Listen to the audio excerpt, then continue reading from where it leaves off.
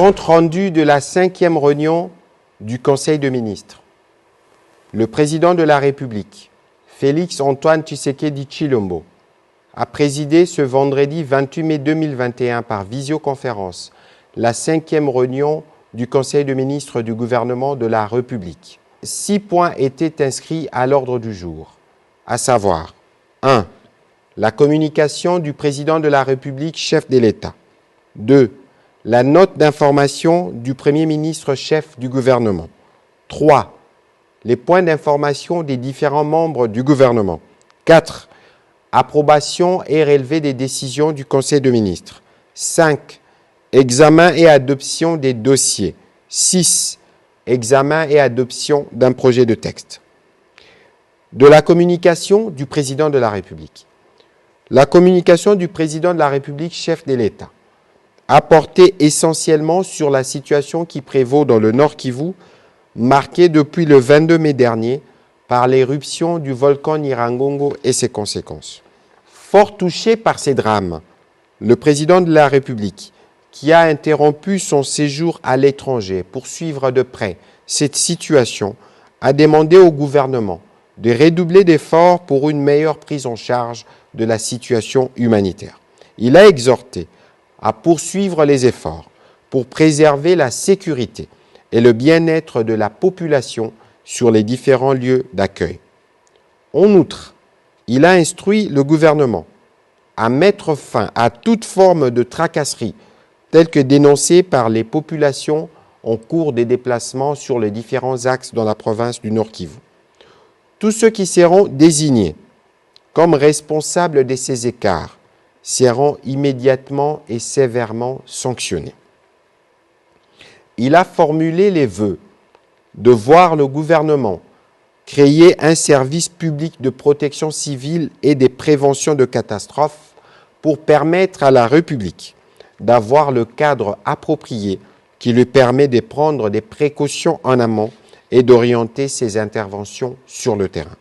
À propos des risques qui pèsent, notamment sur le lac Kivu, il a chargé le ministre des Hydrocarbures de tout mettre en œuvre pour entrer en contact avec l'opérateur désigné devant entamer les travaux de dégazage du lac Kivu et du golfe de Kabuno.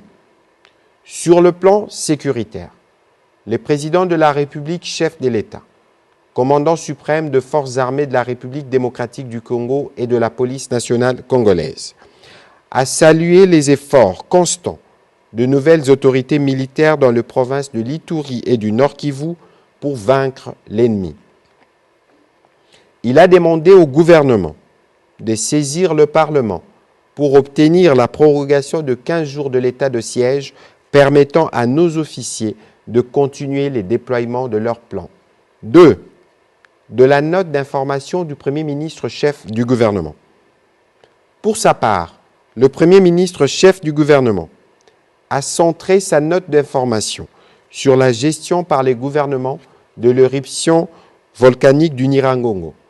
De manière chronologique, il a rappelé chaque action entreprise par le gouvernement depuis la survenance de cette catastrophe le samedi 22 mai 2021 dans la soirée.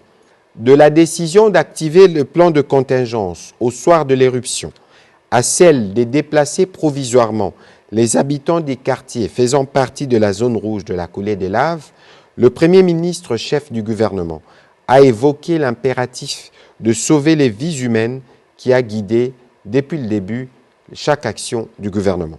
C'est ainsi qu'il a délégué, dans les 24 heures qui ont suivi l'éruption, une délégation gouvernementale de 7 membres pour suivre de manière spécifique chaque question et faire une évaluation détaillée avec les autorités provinciales en vue d'une réponse adaptée aux besoins. Dans cette mission interministérielle, chaque ministre avait des devoirs à accomplir. Le ministre de la Santé publique, Hygiène et Prévention devait faire le point de la situation sanitaire globale et proposer des mesures urgentes. Le ministre de la Recherche scientifique s'est quant à lui appesanti sur la question de la gestion de l'Observatoire volcanologique de Goma OVG, la prise en charge de ses agents ainsi que l'acquisition des matériels permettant une surveillance plus étroite du volcan. Le ministre de la Solidarité et Affaires humanitaires a fait les points sur la situation de prise en charge de victimes, notamment l'enterrement de morts que le gouvernement voulait digne. Le ministre de l'Intégration régionale a pour sa part fait part des contacts pris avec les pays voisins pour la gestion des conséquences de cette crise.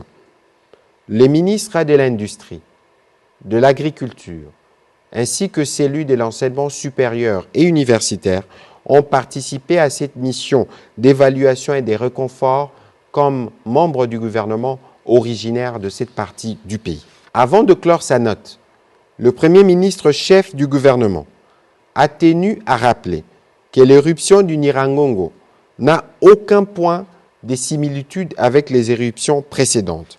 On sait qu'elle est survenue sans aucun signe précurseur. C'est ce qui justifie notre décision conjointe avec les autorités locales d'évacuer la population vers les zones qui ne sont pas exposées.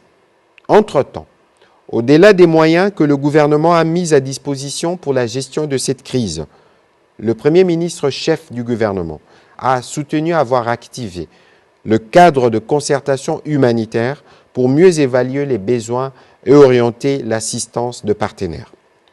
Le gouvernement a pu, en un temps record, avec l'apport de quelques partenaires et de la société civile de Goma, ouvrir le tronçon routier qui relie Goma à Rutshuru pour permettre d'assurer non seulement l'approvisionnement en denrées alimentaires, mais aussi les déplacements des habitants de la zone rouge vers Rutshuru. Dans le même ordre d'idées, des fonds ont été débloqués pour la réhabilitation du site de Bouchara de la Régie des Eaux qui a été endommagé par la lave. Dans les mêmes registres, des efforts sont en cours pour la réhabilitation du réseau électrique qui paralyse le fonctionnement de la principale station de pompage d'eau dans la ville de Goma. Enfin, le Premier ministre a réitéré l'engagement du gouvernement de continuer à suivre de près, avec les autorités provinciales et les experts de l'Observatoire volcanologique de Goma, l'évolution du comportement du volcan. Entre-temps, la sismicité et la déformation du sol observées jusque-là indiquent la présence de magma sur la ville de Goma avec une extension sur le lac Kivu. Par conséquent, l'hypothèse d'une nouvelle éruption à terre ou sous les lacs n'est pas encore totalement écartée. Point 3, point d'information. Le vice-premier ministre, ministre de l'Intérieur, décentralisation, sécurité et affaires coutumières, a fait l'état du territoire national dominé par la gestion de l'éruption volcanique du Nyiragongo et des réactions que cela a suscité à travers tout le pays. Il a aussi abordé le point relatif à la poursuite de l'état de siège dans les provinces de l'Ituri et du Nord Kivu. Abordant les autres points de sa communication, le vice-premier ministre, ministre de l'Intérieur, a souligné les mécontentements croissants de la population de Kinshasa sur la persistance de la carence en eau potable fournie par la Régie des eaux. Pour sa part, le ministre de la Défense et ancien combattant a présenté les bilans de l'évolution des opérations dans les deux provinces sous état de siège pour la période allant du 21 au 27 mai 2021. 2 éléments ADF ont été neutralisés, 2 autres de groupes armés et 22 autres ont été capturés. Les forces armées de la République démocratique du Congo ont aussi récupéré une importante quantité d'armes et de munitions. Il a indiqué que la pression militaire exercée sur ces terroristes dans le Nord Kivu, visant à démanteler leur réseau de financement, des recrutements et des renseignements, produit des effets. L'intensité de leur activisme a considérablement diminué, surtout vis-à-vis des cibles militaires. Dans le cadre de la poursuite de la collaboration entre les armées de la République démocratique du Congo et de l'Ouganda, une délégation d'officiers ougandais a brièvement séjourné à Beni le 25 mai 2021 pour un échange de renseignements avec